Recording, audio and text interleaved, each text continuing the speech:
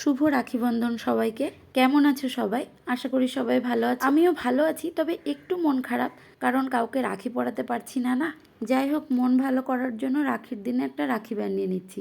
আমার ঘরে যা ছিল তাই দিয়েই আমি রাখিটা বানিয়েছি, আর সেটাই সকলের সঙ্গে শেয়ার করছি। তো প্রথমেই একটা শক্ত কাগজ আমি গোল করে কেটে নিয়েছি। তারপর ঘরে থাকা একটু সাদা লেস আমি সুচ দিয়ে সেলাই করে নিচ্ছি সুতো দিয়ে, কারণ আমার কাছে এমন শক্ত কোনো আঠা নেই। এবার আর একটা হলুদ কাগজ আর একটু ছোট গোল করে তারপর সেটা একটা ফুলের শেপ দিয়ে মাঝখানে বসিয়ে দিলাম।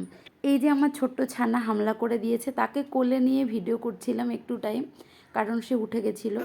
মা হয়ে গেছি, যদিও এখন এসব সামলেই আমাকে ভিডিও করতে হবে। তো যাই হোক, এই যে উল দিয়ে পেন বা পেন্সিলের সাহায্যে যে ফুলটা বানানো, এটা অনেকেই জানো।